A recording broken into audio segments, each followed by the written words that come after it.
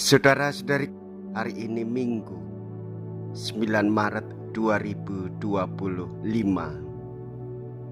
Saya Romo Siga dari Paroki Santo Yusuf, Surabaya. Dalam nama Bapa dan Putra dan Roh Kudus, amin. Gereja mengajak kita menghayati iman dalam Minggu Prapaskah pertama. Masa Prapaskah adalah masa mawas diri, masa pengendapan dan pertobatan, masa untuk menjadi lebih manusiawi, untuk memperkembangkan iman, yaitu semakin menyadari bahwa Tuhan memperhatikan kita dan bahwa kita harus menanggapi hal itu dengan membuka diri, memberi kesempatan hidup kepada sesama kita.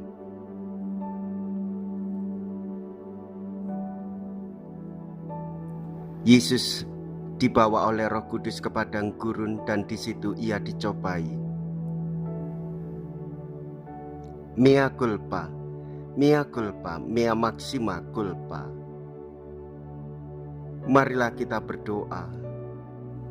Allah Bapa yang Maha Kuasa, ajarilah kami untuk menghayati panggilan kami sebagai pengikut Kristus yang sejati.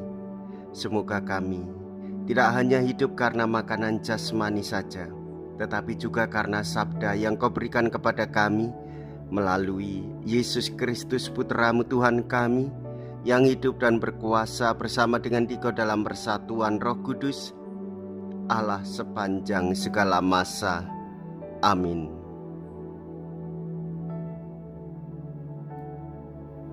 Tuhan bersamamu dan bersama rohmu. Inilah Injil suci menurut Lukas. Dimuliakanlah Tuhan. Lukas bab 4 ayat 1 sampai dengan ayat 13.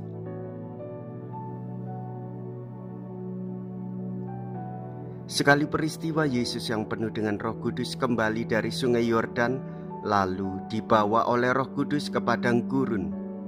Di situ ia tinggal 40 hari lamanya dan dicobai iblis. Selama di situ Yesus tidak makan apa-apa, dan sesudah waktu itu Yesus lapar. Lalu berkatalah iblis kepada Yesus, "Jika engkau anak Allah, suruhlah batu ini menjadi roti." Jawab Yesus kepadanya, "Ada tertulis, manusia hidup bukan dari roti saja." Kemudian iblis membawa Yesus ke suatu tempat yang tinggi dan dalam sekejap mata, ia memperlihatkan kepada Yesus semua kerajaan dunia. Kata iblis kepadanya, "Segala kuasa itu serta kemuliaannya akan kuberikan kepadamu, sebab semuanya itu telah diserahkan kepadaku dan aku akan memberikannya kepada siapa saja yang kukehendaki. Maka, kalau engkau menyembah aku, suruhlah itu akan menjadi milikmu."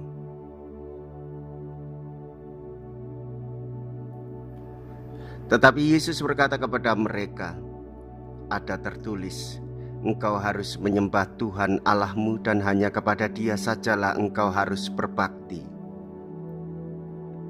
Kemudian iblis membawa Yesus ke Yerusalem dan menempatkan Dia di bubungan bait Allah, lalu berkata kepadanya, "Jika engkau anak Allah, jatuhkanlah dirimu dari sini ke bawah, sebab ada tertulis, mengenai engkau Allah akan memerintahkan malaikat-malaikatnya untuk melindungi engkau, dan mereka akan menatang engkau di atas tangannya, supaya kakimu jangan terantuk pada batu." Yesus menjawab, katanya, "Ada firman, jangan engkau mencobai Tuhan Allahmu." Sesudah mengakhiri semua pencobaan itu, iblis mundur dari Yesus dan menunggu waktu yang baik. Demikianlah sabda Tuhan. Terpujilah Kristus.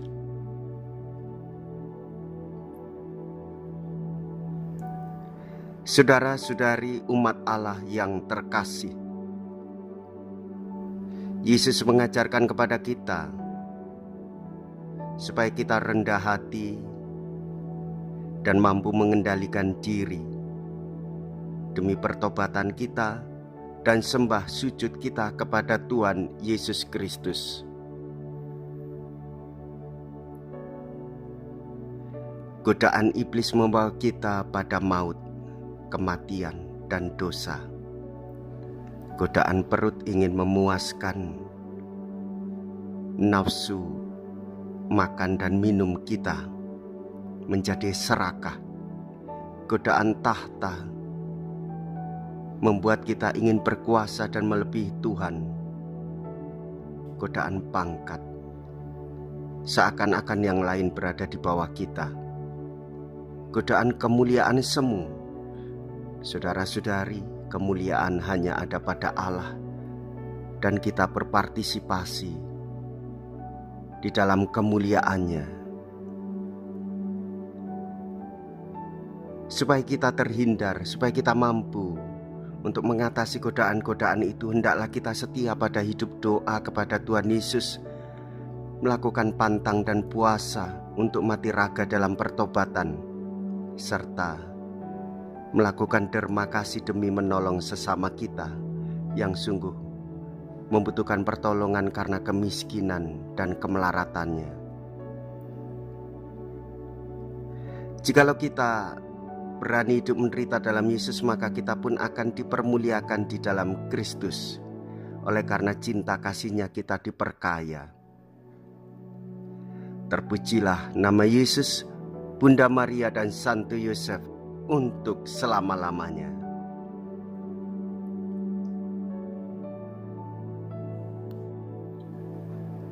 Marilah kita berdoa. Allah Bapa sumber kehidupan, kami bersyukur atas rezeki surgawi yang telah kami santap.